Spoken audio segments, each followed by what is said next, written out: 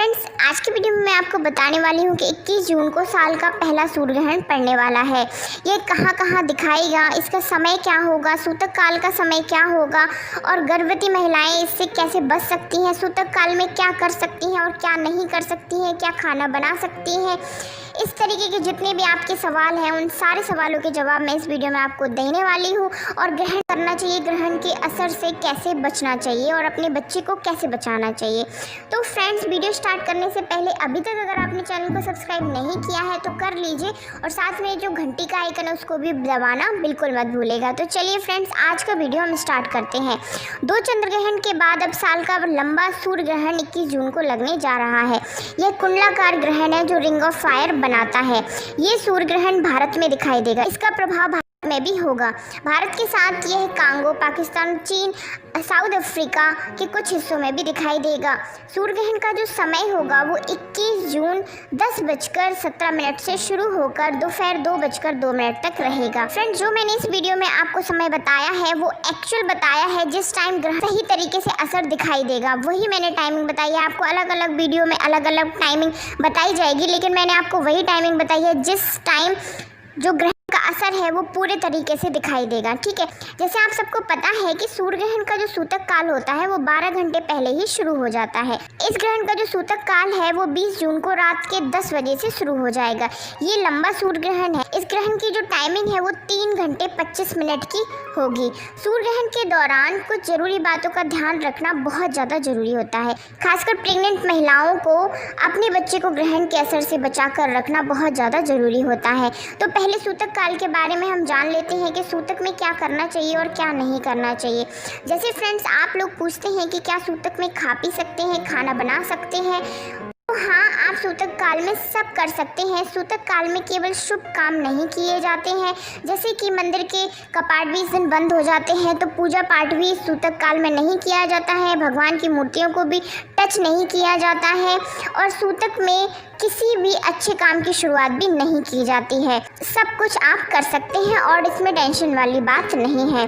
खाना भी आप बनाइए आराम से, आप खा भी सकते हैं, इसमें कोई दिक्कत वाली बात नहीं है। अब जानते हैं हम दोस्तों कि आपको ग्रहण में कौन कौन सी वो सावधानियां हैं जो रखनी चाहिए, क्या करना चाहिए और क्या नहीं करना चाहिए।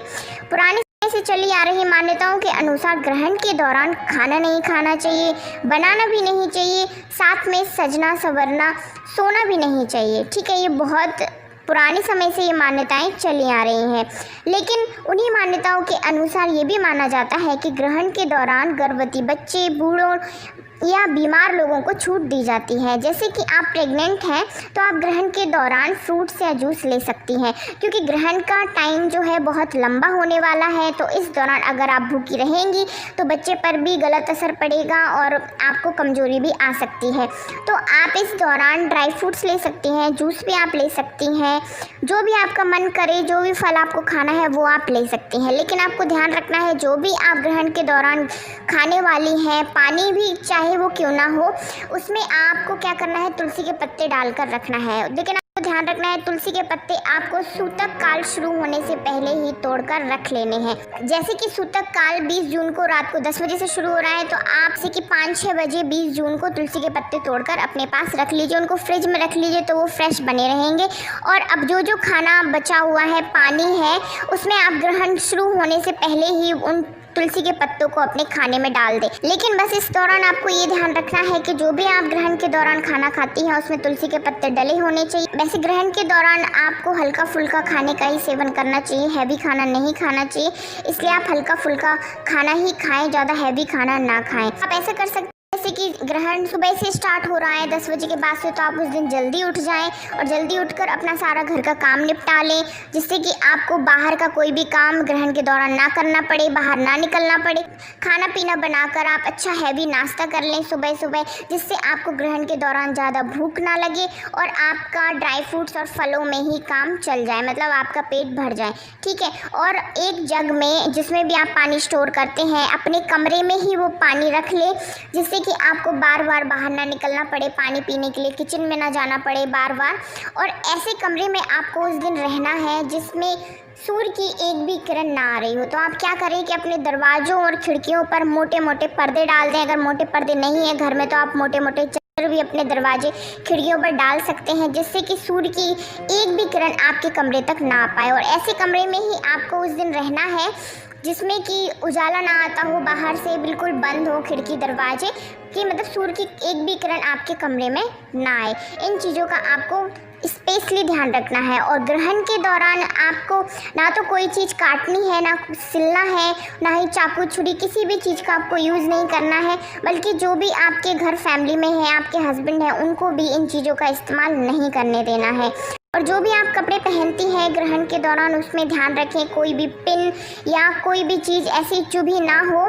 इस चीज़ का आप विशेष ध्यान रखें, क्योंकि ऐसा माना जाता है कि ग्रहण के समय गर्भवती महिलाओं को जैसे कि सब्जी काटना, कपड़े सिलना से बचना चाहिए। इससे बच्चे को शारीरिक दोष हो सकता है, ऐसा माना जाता है। ग्रहण के दौरान बाहर भी नहीं निकलना चाहिए और ना ग्रहण को भूल कर भी देखना चाहिए, ये तो आप सबको मालूम ही है। इसके साथ ही जैसे ही ग्रहण खत्म होता है तो आपको ज़रूर नहा लेना चाहिए। आप ग्रहण के पहले भी नहा सकते हैं, जैसे 10 बजे से ग्रहण तो पहले आप नहा लीजिए, नाश्ता कर लीजिए। उसके बाद आप जब ग्रहण खत्म होता है उसके बाद भी आप ज़रूर नहाइए, क्योंकि दिन में ग्रहण पड़ने वाला है तो कोई दिक्कत नहीं है। इसके अलावा अगर गर्भवती महिलाएं बीमार हैं, नहा नहीं सकती हैं, तो वो अपने ऊपर गंगाजल छिड़क लें और नए साफ़ सुथरे कपड़े पहन लें। और ग्रहण के दौरान जो आपने कपड़े पहने थे उनको साइड में रख दें या धोकर रख दें, या फिर उन कपड़ों को किसी गरीब को दान कर दें। और नहाने के बाद साफ़ सुथरे कपड़े पहनकर अपने भगवान की पूजा करें, आराधना करें। इसके साथ ही आपको ग्रहण खत्म होने के बाद गरीबों को दान जरूर करना चाहिए। ग्रहण खत्म होने के बाद दान करना बहुत ज़्यादा शुभ माना जाता है, तो आप नहा धोकर कुछ पैसे साइड में रख दें, या तो मंदिर में वो पैसे दान कर दें, या तो फिर आप अनाज दान कर सकते हैं। अब जानते हैं आपको ग्रहण के प्रभाव से कैसे बचना है। आपको ग्रहण के प्रभाव से बचने के लिए आपको अपने कमरे में, जैसे ही ग्रहण स्टार्ट हो जाता है, आप कमरे में अपने जाइए और लगातार आप कपूर जलाते रहिए, क्योंकि वातावरण में जितने भी बैक्टीरिया, जीवाणु आ जाते हैं तो वो कपूर की वजह से नष्ट हो जाते हैं, आपके कमरे तक प्रवेश नहीं कर पाते हैं।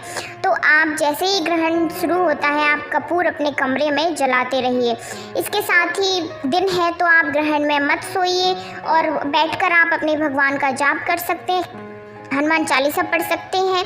ठीक है, उसके बाद आपको क्या करना है कि अपने पेट पर गेरू का लेप लगा लेना है। गेरू जैसे किसी भी पंसारी या राशन की दुकान पे आपको मिल जाएगा। अगर नहीं मिलता है तो आप हल्दी का लेप लगा सकते हैं। अगर आपके घर में चंदन है तो आप चंदन का लेप भी अपने पूरे पेट पर लगाकर रख सकते हैं। और जैसे ही ग्रहण खत्म होता है तो आप नहा लीजिए और उसके साथ वो लेप भी आप हटा सकते हैं। तो इससे क्या होता है कि ग्रहण का जो असर होता है वो बच्चे तक नहीं पहुँच पाता किसी भी तरीके से, क्योंकि जब ग्रहण का असर बच्चे पर होता है तो बहुत ज़्यादा नुकसान हो सकता है। इसके साथ ही आप ऐसा कर सकती हैं कि ग्रहण के प्रभाव से बचने के लिए जैसे ही ग्रहण स्टार्ट होता है आप अपने पास कच्चा या सूखा नारियल रख सकती हैं। जो भी आपके पास अवेलेबल हो, चाहे वो सूखा हो या कच्चा हो नारियल, उसे अपने पास रखें। ग्रहण के दौरान निगेटिव एनर्जी फैलती है, उससे आप बच सकती हैं। तो आशा करती हूँ दोस्तों आपको ये वीडियो मेरा पसंद आया होगा, अच्छा लगा होगा, तो वीडियो को लाइक